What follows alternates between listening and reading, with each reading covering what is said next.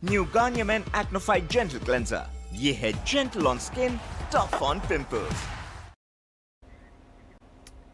How good is that? They brought the joy to Mumbai for this World Cup, did Nepal, and they ensure that the sea of Nepalese blue that has covered the Wankhede in each of these games will not leave this World Cup without tasting that sweet, sweet taste of victory. Nepal win a game at the Men's T20 World Cup for the first time since 2014. Dipendra Singh Airee is the star as they chase down 171 against Scotland to leave this campaign with a win under their kitty. Let's look back at that thrilling contest at the Wankhede on ESPN Cricket 4 Timeout, powered by Garnier Men.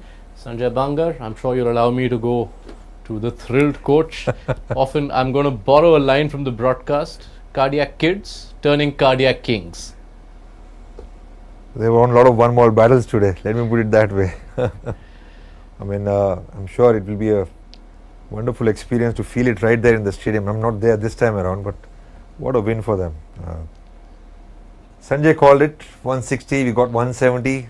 They chased it. I was happy to see a brilliant start, the performance which I was looking for. Asif Sheikh and Kushal Bhurtal lived up to my expectation, let me put it that way, at least to get that good start. We have always challenged them to come out of power play and give us an unbeaten 50 odd or 60 odd, which they did it today against a familiar opponent.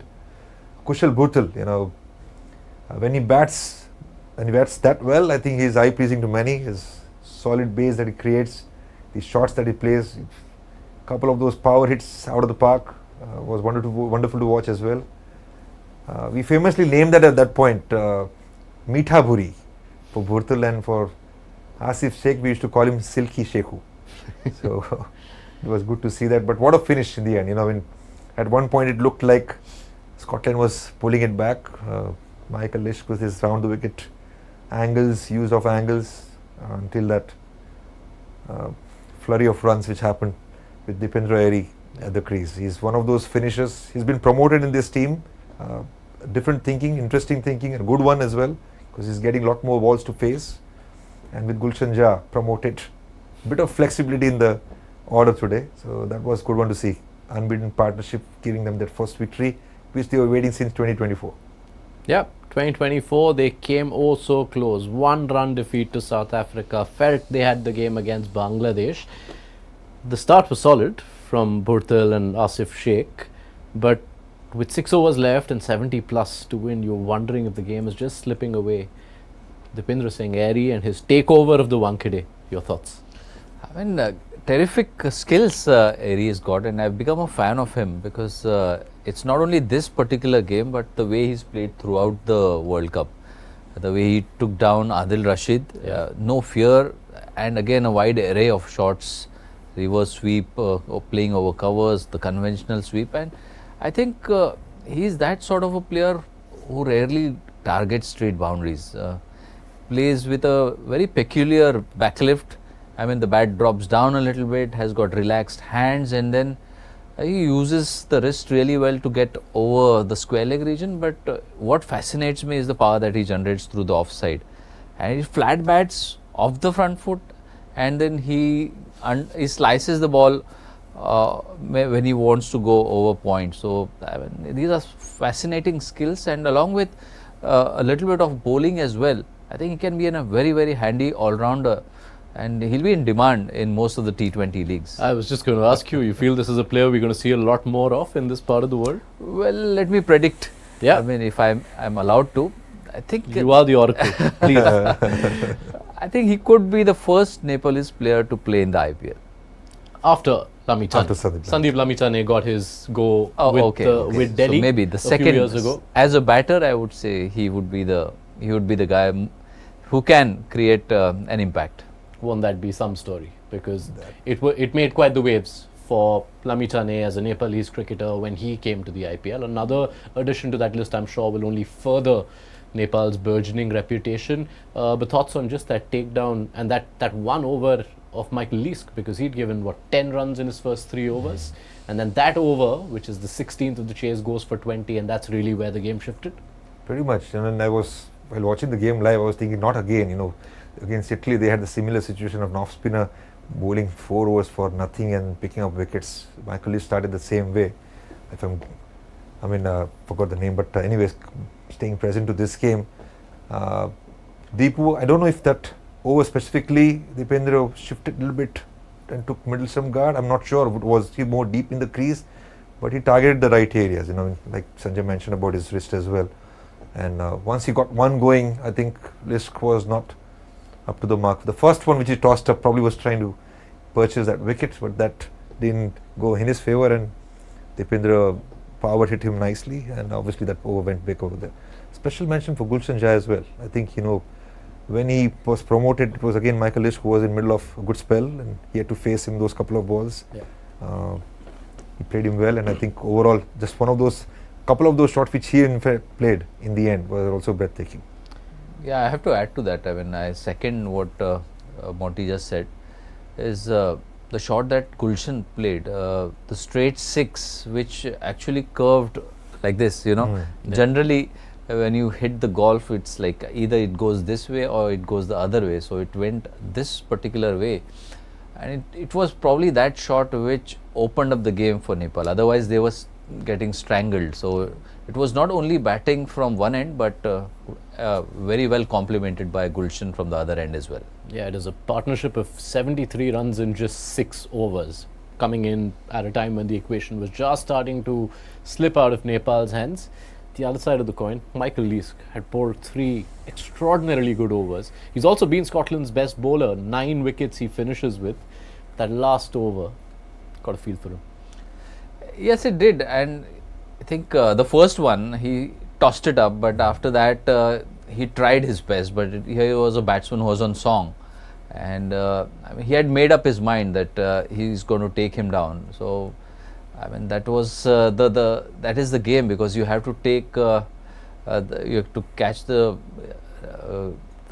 game by the scruff of the neck at some point in time, and he just did that. Airee. So some of the balls were absolutely perfectly well bowled balls, but a batsman on song who had decided that he's going to take him on. Yep, and you brought up the power play, and the solid platform. We talked about how you'd want Bhurtel and Asif to just up the ante a little bit, since you're now chasing 8.5. Even in the power play, there's one vitally decisive over, because it's a quietish start until the 5th over, where they just take into Mark Watt. That over goes for 23. That's quite defining as well. Very defining. And again, if you put a game plan together, and if you believe in yourself that you'll get that over somewhere, I think they have played a lot against each other. Not necessarily in T20, but overall Nepal and Scotland have played against each other a lot. So obviously they could sense it, that which over they can target, and I think it was important to first occupy the crease and then set yourself up for that over. Okay, so they do get the 2 points. Much needed, much wanted, much desired by that passionate crowd that follows them from Wankhede at this World Cup to even a lot of the matches at the last World Cup, where they even filled out Dallas in a washout against Sri Lanka, did the Nepalese fans. But what is going to be the overarching sense when the review happens? What is going to be Nepal's sense of this World Cup campaign? How satisfied or not will they be? 2024 was, recapturing the imagination and getting that opportunity to go back to the World Cup. But with that experience and the core group together, I'm sure there will be a lot of disappointment, if I can say so.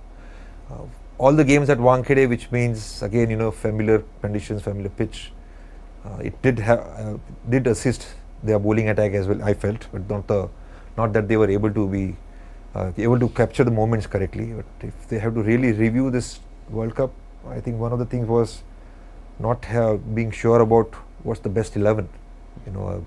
Not having Sompal Kami in that first 2 games for me was a question mark, and Sanjay also pointed that out. So I guess when they unpack, probably a couple of things to look at.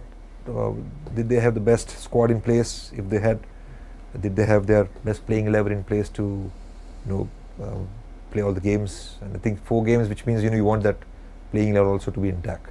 Yeah, they had 10 players who were the same. It's that one position where they kept chopping and changing. Eventually it turns out Sompal Kami played the last 2 games, but they chopped that position from game 1 to game 2. Is that perhaps the sense you get coming off of Monty's answer, that just that clarity, especially when it comes to the experienced players? Well, if you just played 12 players in the entire tournament doesn't really mean that there were too many things or too many spots they were to be challenged in that terms. If the bench is strong, then some of those performances and some of the players who didn't perform in probably 2 or 3 innings, that would have been challenged. So that was not the case. It just means that I think probably batting let them down to that extent in the 2 games that they lost poorly. So if you can say that, bowling looked all right throughout the tournament. The bowling looked fine. It's just that the consistency from the top order, because every time the game had to be won or had to be competed by Deependra Airee and Gulshan in this particular match. In the first match, again it was Deependra Airee and Baum, and then in the game against West Indies, it was against Airee and Sompal who were putting up a fight. So maybe top order letdown is something that Nepal would be disappointed with. Would you agree with the thoughts on the bowling? Because in the last 2 games, just to play devil's advocate, they did go through the best part of 40 overs, taking 1 wicket in the games between Italy and West Indies. I think I'm taking a lot of wisdom from Sanjay in this one. You know that batting first. If you look at the games in World Cup, I'm just trying to recollect even when we played that first opening games against Netherlands, I don't think we put up good score at that point. So maybe the approach, the overall approach while batting first has not been in place in the big platforms like this, important games. And the inconsistency of batting has definitely affected. And when you have lower scores like you had mentioned earlier, then obviously the entire tempo of the excitement of defending the score is not in place, and then once the opponents come hard at you, you find it difficult to then penetrate. But yeah, I mean, Sandeep Lamichham is one of the examples of not having a great World Cup overall. Yeah. It's interesting where it goes from here, what he thinks about went wrong for him. But yes, I mean, some part of that is batting for sure, and I think not able to get those. I mean, Nandan Yadav was a good one. Nandan Yadav was a good one that he stepped up in this World Cup. This is his first World Cup for him, and he showed every time that he's got that skills where he can mix up speed, bring in some skills with full length balls, and play bowled in all the phases. So I guess it's not. They don't have a complete package at the moment in terms of having that formula in place, whether it's with skills or whether it's with strategy and execution of skills. Yeah. 123 all out and 133 for 8. Those were Nepal's 2 scores when they batted first in this competition. Those were against Italy and West Indies. The 2 games where they've almost chased down 180 plus against England, and now this one. When you look at the overall picture, a lot of the conversation around Nepal, and for good, has been about this is a team that rides on emotion. When they now assess, they played 2 back-to-back World Cups. Is the next part of their evolution, does that lie in maturity, in handling emotion being more important to riding on emotion? And that understanding and that maturity comes with playing multiple formats. It doesn't come with playing only the T20 format. So I think if they can progress in the other formats as well, maybe play a little bit more of 50-over cricket whenever it is available. Try and play a little bit of 3-day cricket if that is available, wherever, in whichever format. I think that's where you understand what is needed from yourself as a professional in whatever skills that you are trying to do. So I think the steps or the pathway to Nepal's progress, and if you have to accelerate that, I think playing multiple formats is the key. If they just continue playing this particular format, that progress or that maturity may not happen, especially when the game is online. Yeah, and a lot of Nepal games really go down the wire. It is with good reason that they are nicknamed the cardiac kids. You can think of those games from the last World Cup, think of the England game here, and even in this World Cup cycle, they played a couple of super overs, a few last ball finishes. And Coach Stuart Law says it is fun, but probably not healthy. I'm with him on that. I think one of the good message which he has given is that you don't want to be tagged as cardiac kids forever. So I think clinical performances is the way people will look at, and mainly the professional teams will look at, especially the full member teams. If you can step up with your performance and bring in that consistency, which we have not seen for a while, then obviously you'll earn a lot more respect and probably a lot more exposure. I'm with Sanjay on this multi-format. I had a question for you as well. Do you think they have an opportunity to also build on red ball in that country? It all determines on the will. I mean, if they are so focused, and you take the money out of the equation, so it doesn't really matter whether finances are coming from ICC or not. But within that ecosystem, if they have a strong will and a direction and a vision, I think that can happen there as well. And those would be interesting. That would be an interesting part of the world to play with red ball on a consistent basis, because I guess the conditions there would assist and would test the top order quite a bit, and it will also help the progress of the faster bowlers. Yeah, so it's a matter of will. What is the pathway to that though? Because as such, there's not much of a domestic cricket structure. It is the Nepal Premier League which is providing, almost making up for the absence of one. So is it feasible to see red ball cricket? Well, that was my curiosity, because they do have a small window from early part of the year, which is January to March, April, where they do play a PM Cup, which is a 50 overs game. And I think the sides which reached semi-final, they have started playing 2-day games, which was part of the suggestion that we all were giving over the period of time. But I mean, the reason to bring that red ball is the batters are inconsistent also because of their technical flaws, you know, and I think the more you are tested around that, that's when you will fine tune and get, you know, hone your skills a lot more. So, and I mean, we only use our India as an example in the ecosystem out here and the structure that we have. But will it work out over there? I'm not sure. But if they can bring some window for at least, you know, the top 30, top 40 potential players, it can make a difference, is what I feel. All right, let's see then what the future holds for Nepal. They've drawn so much attention, and for the right reasons, in their World Cup appearances. Let's see what's next. I can inform you, Monty, we're used to our Nepal shows getting a ton of Nepal flags in the comments. Today it's mixed with a lot of miss you, respect you, love you, Monty sir. So they remember you fondly still. We should spend some time on Scotland as well. They finished this campaign and so close to getting 4 points, and it now almost feels a while away, when this was a team that was being asked days before the World Cup to find a sponsor, to find a kit, to find their way to be here. How do you look back at Scotland's campaign? I think they were very, very consistent throughout all the 4 games that they played, competed in each and every game, and gave a very good account of themselves in terms of being up for these competitive matches within a short span of time. And because I'm not a big student of what is happening or what the ecosystem or what the structure is there is in Scotland cricket, but I don't think they are playing all around the year. They are not probably employed throughout the year to play cricket. So some of them would have taken their mind off cricket and to suddenly come and play with a lot of determination, I would say, and challenging to an extent West Indies in the first game, then bulldozing Italy in the second game where they scored over 200 runs, and even in the game against Nepal, I think they got off to a fantastic start. It's just that they lost their way in the last 6 overs or so. But overall, I would say that they certainly impressed me as a team coming from with a very short notice. Yeah, and it becomes such a vital point, right? It's not just that cricket is not on their mind when they don't have a tournament slated. Even logistically, my mind goes back to some of the pieces filed by my colleague Matt Roller ahead of this World Cup. I mentioned, I think Cricket Scotland in all has a logistical team of 30. The entire administrative staff is 30, and most of them were already occupied in the assignments with their under-19s featuring at the World Cup and the women's team having their own. So they really had to pull a lot of things together. A lot of players had to apply for leaves in regular jobs.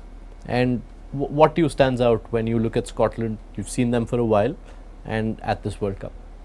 Yeah, I mean, they're a thorough professional team. You know, even in that WCL league, we look up to them. Last time around, they won that title, that championship of being #1 associate team in that cycle. And again, you know, like we all have been talking about that last minute when you're given an opportunity to come in the World Cup and put up a show like this, It shows that the kind of work that is put in, not necessarily immediately just before the World Cup, but the kind of work individually players are taking as ownership as well. They want to obviously represent their country well, and the visibility is the thing for all the associate teams. So they must be putting in a lot of hard yards for the opportunities that they get. And they literally had England on the mat as well, not to forget. Yeah, We Right. just probably forgot about that game. If it was not for the heroics of Will Jacks, I think England was in big trouble. And what an innings from the number 4 of Scotland. He was absolutely brilliant in that particular match. I am forgetting his name, but I think Barrington. That was the Barrington no. that was a Barrington. When What he a took knock. down Jacks and then Scotland felt they were in the chase for a bit. Yeah. Yeah, and when we look at associate teams, one of the areas where in this tournament they may have struggled is catching. A lot of them don't get to play under lights. You look at Scotland, they have dropped 2 out of 18 catches in the tournament, 90% catch efficiency. That's a very good number, even for any team. I mean, regular teams. It just goes on to show that if you love what you're doing, and if you're wanting to contribute to the team's cause, fielding is one area wherein you can really make a mark, and your attitude of giving something to the team, no matter what, stands out. So it just shows that despite all the hardships and despite the lack of time for preparation, overall they were very cued on and just gave their best and came out with flying colours. Yeah, so props to Scotland. This was as tough as assignments can get, being told at the last hour, and they've shown through this campaign that this was no charity getting them at this World Cup. They are among the higher ranked teams. They are ranked as high as 14th, missed out on the qualifiers with 1 defeat to Italy in the Europe region finals. But just as we look to wind down, there's actually an interesting comment just off of what you were discussing about Nepal and red ball cricket. This comes from Como S. How good will it be to start a domestic red ball tournament here? Like a tournament where India can feature some of the associate teams to come and play day's cricket. It's a matter of now the Nepalese board approaching the Indian board or the BCCI, because BCCI is willing to help all the associate countries, and I think if they go back and make a good enough presentation and seek assistance, and India has done it in the past. I mean, they've opened the doors to Afghanistan as well.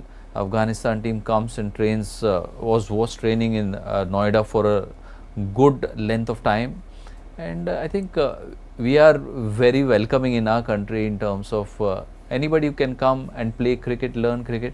We're always very helpful, and we look forward to that. But at a board level, I think if the cricket board there approaches BCCI, they would certainly have a plan for that. A red ball triangular between Afghanistan, Nepal, pick another team. Why not?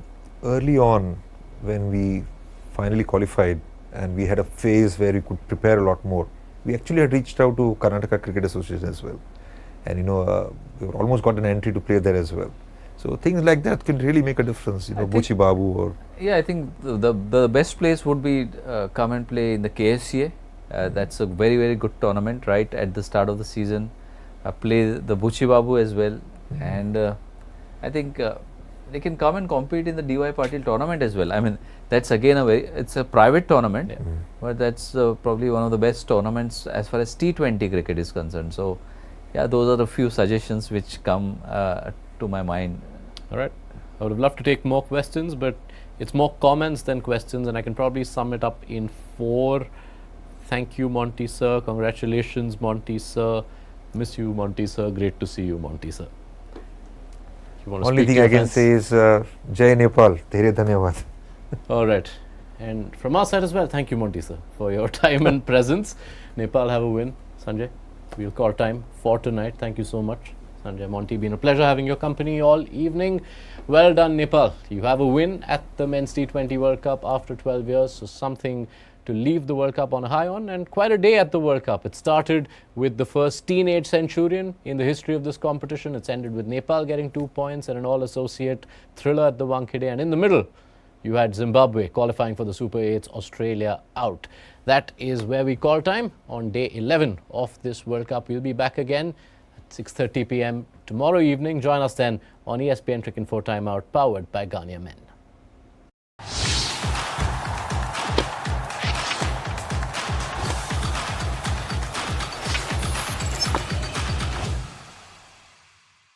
New Garnier Men Acnified Gentle Cleanser. ये है gentle on skin.